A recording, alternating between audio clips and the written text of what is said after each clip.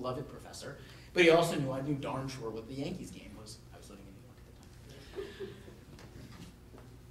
I think this needs to go away.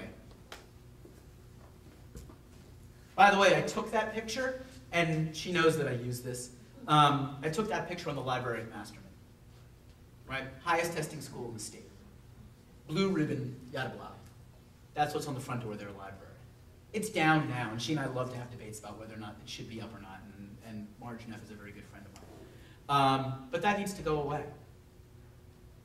How many of you, when you grade your papers or plan your lessons or do whatever at night, have music on? Why do we not let kids? I am that kid in a classroom who I am convinced that if I went to school today, some teacher somewhere would have tried to riddle me up. Because I hear every scratch and scrape. The hardest thing for me about when I became a teacher was not reacting to all that stuff, because I have teacher ear, which is, I hear every last distraction. Let me plug in, let me listen to my music, and I'm incredibly productive. Make me work. There's no such thing as a silent classroom, though. I hear the scratch of the pencil or the typing of the keys. We've got to create spaces where kids can work. And the point of all of this is, to paraphrase Neil Postman, he wrote about this in Technopoly. He said, certain technologies are not additive, they are transformative. Right?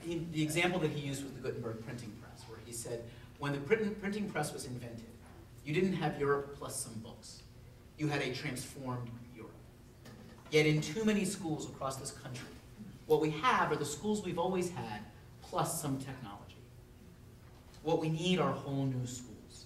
We need to be able to look at the way we do things and transform it so that our classrooms are places we come together to make meaning, but we never assume that within our walls this is the only place that learning can happen, and that all of the information is captive within our walls. We have the ability to let kids see themselves as much larger than that. We have to understand that technology allows us to research, collaborate, create, present, in network in completely new ways. Now, some of you are probably saying, we do this pretty well already. And you do. But technology does transform these things. Every time we allow kids to understand that the work that they do is not just dialogue between teacher and student, but between student and world, we allow them to see themselves as authentic agents in the world. Every time we allow kids to see that the research that they do now also has to be measured by a certain amount of critique, for bias and for judgment. Because you can't count on the fact that if it's in a book, it must be true. We allow them to see themselves as information critics, not just information receivers. And every time we allow them to see themselves as true collaborators. I don't call kids, when I talk to students, I don't say, oh, your fellow students. When I say to kids, oh, so-and-so, I say, oh, your colleagues. Because when we allow them to collaborate and see themselves as having collegial relationships, we let them see themselves as true knowledge workers in the world, and that their stuff matters. This is, I like to call, a convenient and reasonably false taxonomy. The reason I call it that is because, of course, these things bleed, and you can make an argument of which goes in what category, but it's sort of a nice way to think about this stuff, is where this stuff falls and how you can use these tools to transform the classroom. And the goal is transparency. We can invite the world to our schools now. Right? When I was in high school, I went to Pennsbury High out in Bucks County. I was any Pennsbury graduates? Woohoo!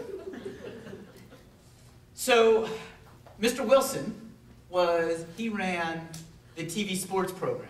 Did you know Mr. Wilson? See, he ran the TV sports program. And we had local cable access. And I was first a cameraman, then an on-air talent, and then a producer for the TV sports stuff. And it all got broadcast. And so, I can still do, this is Chris Lehmann coming to you live from Falcon Field for the Suburban One Nationals matchup between the Pennsbury Falcons and the Neshaminy Indians, do that whole ridiculous thing.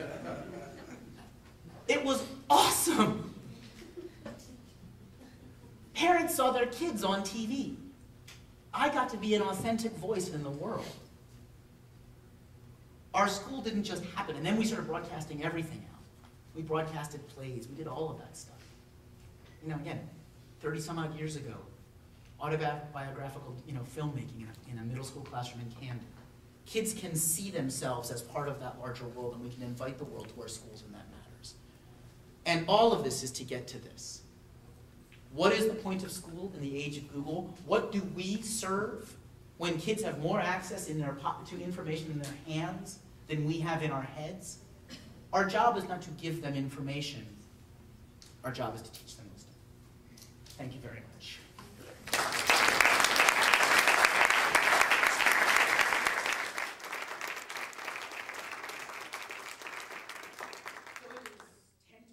Right now, why don't we take a 10-minute break? We'll come back and actually do some work together as opposed to just having you listen. So see everybody in 10 minutes.